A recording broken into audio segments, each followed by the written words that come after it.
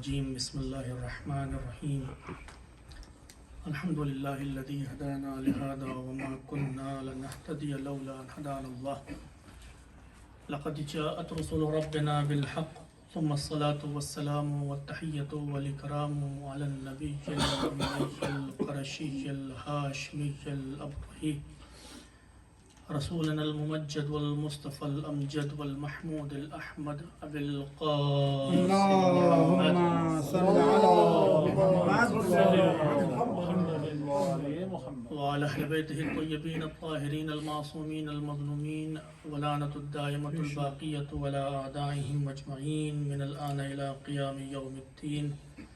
أما بعد فقد قال الله الحكيم في كتابه الكريم وهو أصدق الصادقين وقوله الحق. أعوذ بالله من الشيطان الرجيم بسم الله الرحمن الرحيم يرفع الله الذين آمنوا منكم والذين أوتوا العلم درجات والله بما تعملون خبير. ایک صلوات بجبر محمد. اللهم صل على محمد وعلى محمد. عزیزان محترم، سب سے پہلے تو میں آپ تمام حضرات کی خدمت میں تمام مومنین جہاں جہاں بھی ہیں اور خاص طور سے اپنے وقت کے امام کی خدمت میں آپ کے جد اور ہمارے چھٹے امام حضرت امام جعفر صادق علیہ السلام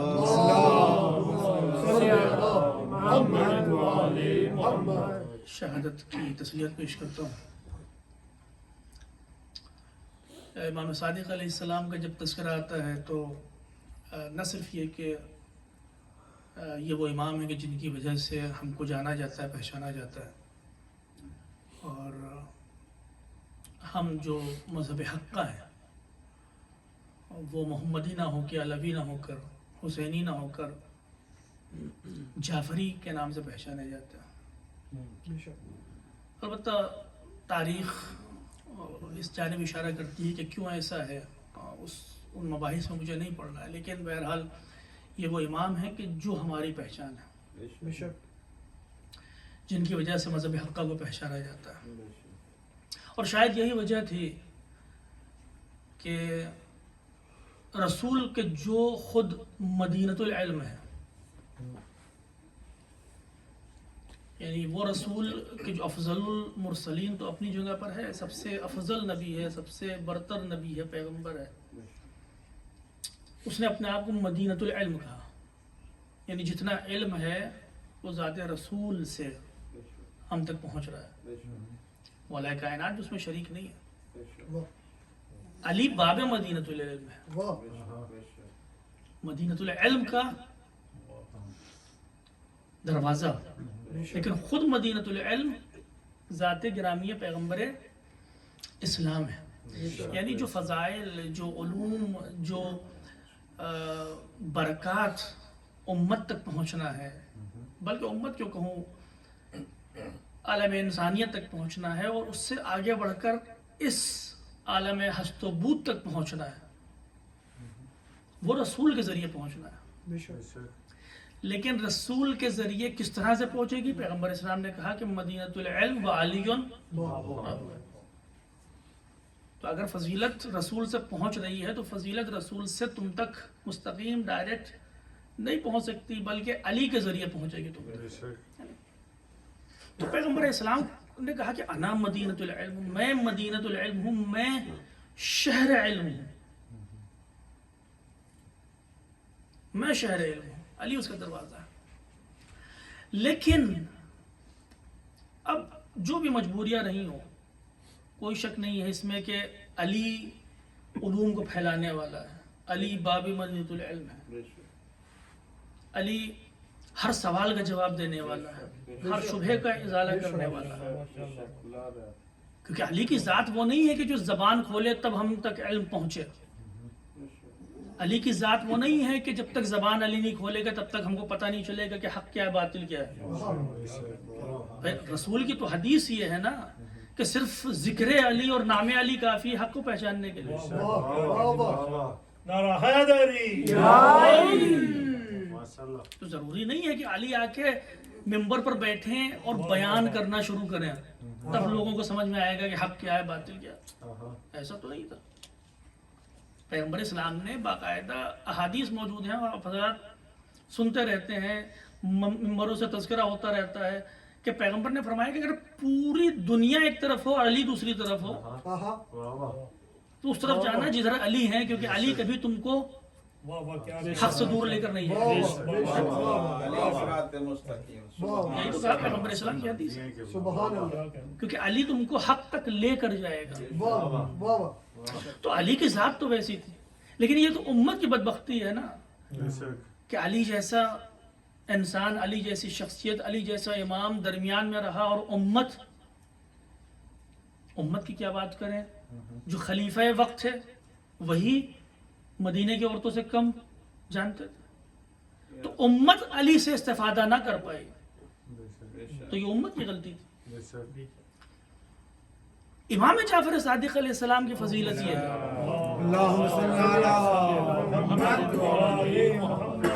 امام کی فضیلت یہ ہے کہ وہ علوم کہ جو علوم مولا کائنات کے دور میں بھی امت تک نہیں پہنچ پائے، اور میں نے واضح کر دیا کہ کس وجہ سے، کیونکہ امت خود حاضر نہیں تھی، خود امت کی کوتاہی تھی.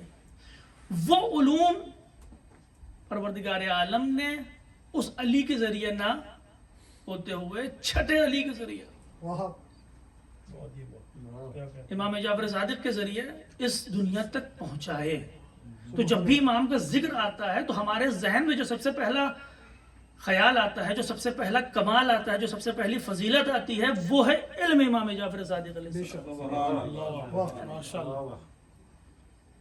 تو آج کم از کم اتنا تو پتہ چلا کہ پیغمبر اسلام نے یہ کیوں کہا کہ اولنا محمد، اوسطنا محمد، آخرنا محمد، کلنا محمد، کیونکہ علی مدینۃ العلم کے دروازے ہیں، لیکن علی کے ذریعے تمام علوم نہیں پہنچ رہے ہیں.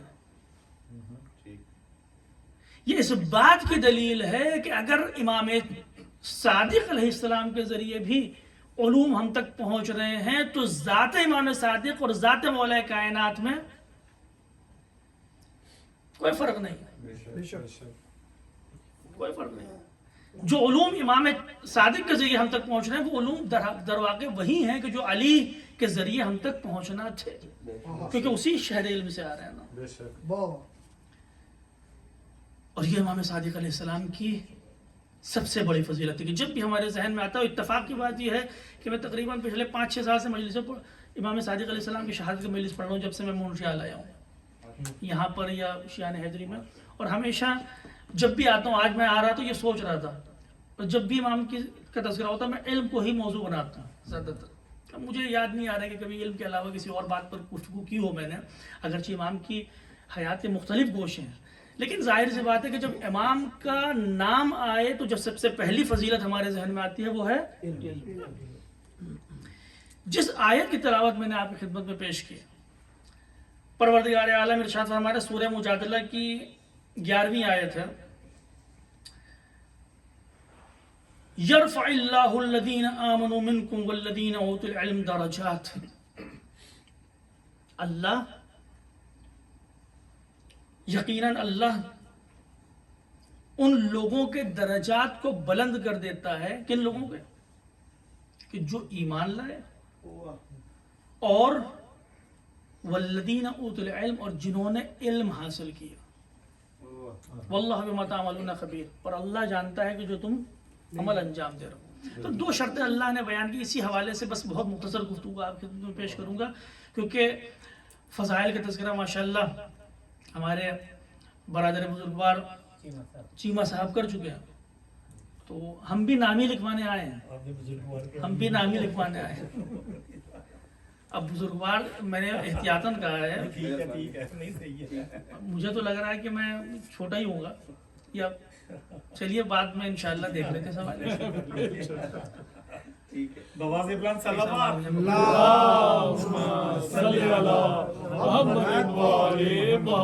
آپ تذکرہ کرتے کہ نام لکھوانے ہی سب لوگ آئے ہیں، ہم بھی نام لکھوانے آئے، آپ حضرات بھی نام لکھوانے آئے، اس امید پر کہ شاید کامیابی مل جائے. تو پروردگار عالم کے 2 صفت، ایک علم اور دوسرا ایمان، بلکہ ایمان پہلے ہے، کیونکہ جب بھی پروردگار مومنین سے خطاب کرتا ہے، صاحبان ایمان سے خطاب کرتا ہے، یہ بھی کمال ہے۔ قرآن میں جہاں جہاں ہم سے خطاب ہوا ہے، مسلمانوں سے خطاب ہوا ہے، جہاں جہاں، بلکہ لفظوں کو بدل کے یوں کہوں کہ جہاں جہاں اللہ اپنے ماننے والوں سے خطاب کرتا ہے وہاں پر ایمان کا تذکرہ ضرور کرتا ہے۔ بھئی صاحبان ایمان سے ہی خطاب ہے۔ یہ یوں کہہ لیں جب خدا علی والوں سے بات کرتا ہے۔ ماشاءاللہ، ایک سوال بھیجے پر محمد اللہم صلی علی محمد و آل محمد۔ اگلی بار سے میں پہلے پڑھوں گا، چیمہ صاحب بعد میں پڑھیں گے۔ تو عرض یہ ہے کہ جب بھی علی والوں سے خطاب ہوتا ہے، سبحان اللہ۔ بالکل واضح اپنے ماننے والوں سے خطاب کرتا ہے پروردگار، تو کہتا ہے یا ایھا الذین آمنوا، اے صاحبان ایمان۔ اور خطاب کرنے کے بعد جب کسی صفت کا تذکرہ کرتا ہے کامیابی کے حوالے سے یا کسی فضیلت کا تذکرہ کرتا ہے تو اس میں ایمان کا تذکرہ پھر لے کر آتا ہے۔ اے صاحبان ایمان، وہ لوگ کامیاب ہیں جو ایمان والے ہیں۔ سبحان اللہ۔ تو خطاب ہی صاحبان ایمان سے ہو رہا ہے نا، لیکن اس کے باوجود کہ وہ لوگ کامیاب ہیں کہ جو صاحب ایمان ہوں، سبحان اللہ۔ یہ اس بات کی طرف دلالت کرتا ہے کہ خود ایمان لانا اور ایمان پر باقی رہنا اتنا آسان نہیں ہے جتنا ہم سمجھتے ہیں۔ اس کے حوالے سے انشاءاللہ کبھی اور گفتگو کریں گے کہ ایمان سے مراد کیا ہے، یا ایمان لانے، ایمان پر باقی رہنے سے کیا مراد ہے۔ آج میری بحث علم سے۔ تو پروردگار نے کہا کہ اگر تم میں یہ دو صفتیں پائی جاتی ہیں، ایک ایمان اور دوسرا علم، تو اللہ تمہارے درجات کو بلند کر دیتا ہے اور اللہ تمہارے اعمال کو دیکھ رہا ہے۔ تو دو صفات، ایک ایمان اور ایک علم۔ اس سے ایک بات تو سمجھ میں ہم کو یہ آتی ہے کہ صاحب مومنین دو طرح کے ہوتے ہیں۔ واہ، کیا کہنا۔ مومنین دو طرح کے ہوتے ہیں، ایک وہ مومن کہ جو عالم نہیں ہے، اور ایک وہ مومن جو عالم ہے۔ واہ، میں بھی اپنے مولا کی تعصیح کرتے ہوئے یہ نہیں کہہ رہا ہوں وہ مومن جو جاہل ہے۔ کیا کہنا۔ امام حشم سے جب سوال کیا گیا تھا، آپ کے ذہن میں ہے نا کہ آپ علماء میں سے ہیں یا جہلا میں سے، تو آپ نے کہا کہ جاہلوں میں سے نہیں ہیں۔ سبحان اللہ، کیا کہنا۔ تو قرآن کی اس آیت کے ذیل میں اتنی تو بات سمجھ میں آتی ہے کہ صاحبان ایمان جن سے خطاب ہو رہا ہے وہ دو طرح کے ہو سکتے ہیں، یا تو صاحب علم ہوں گے یا صاحب علم نہیں ہوں گے۔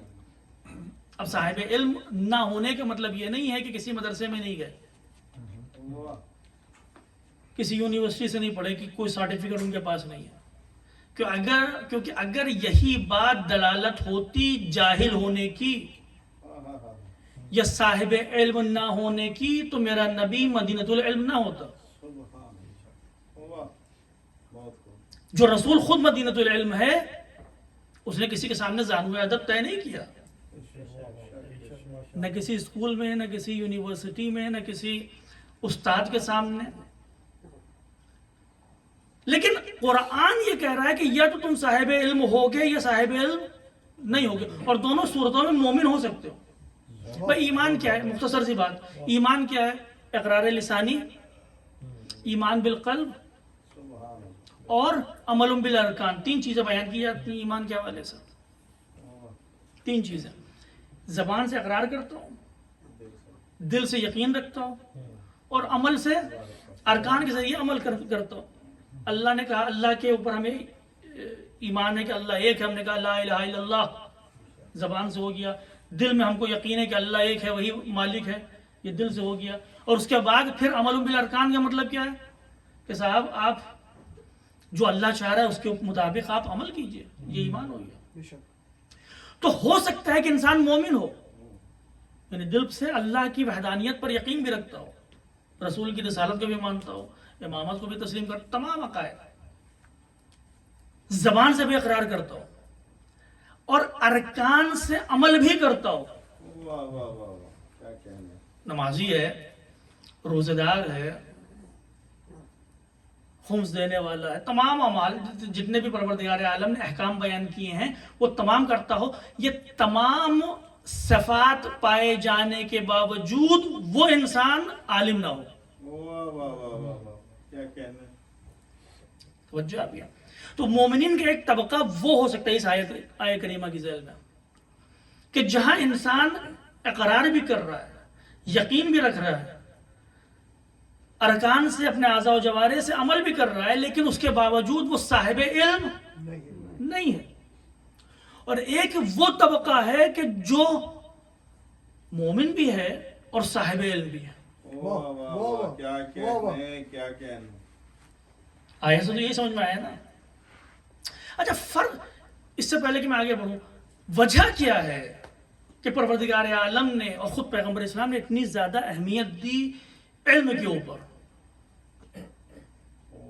پیغمبر اسلام کی حدیث ہے نا، طلب العلم فریضۃ علی کل مسلم، اطلب العلم من المہد الی اللحد. جب سے گہوارے سے لے کر قبر تک علم حاصل کرو. علم حاصل کرنا تمام مسلمانوں پر واجب ہے. یہ تمام حدیث ہیں.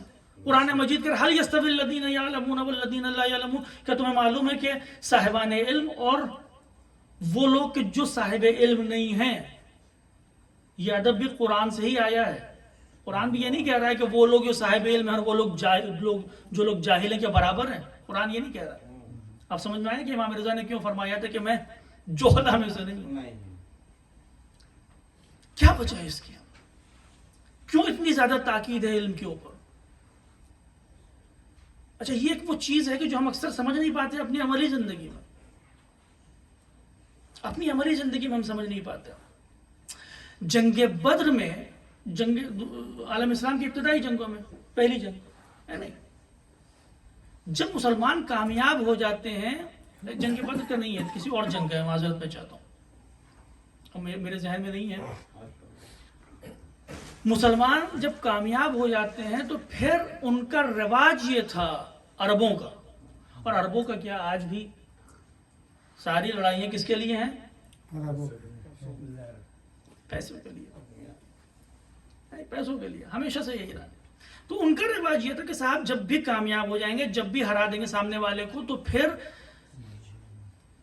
مال غنیمت. جنگ احد میں کیا ہوا تھا؟ پیغمبر اسلام نے حکم فرمایا تھا کہ چھوڑنا نہیں، دیکھا بھاگے اور سامان پڑا ہوا ہے.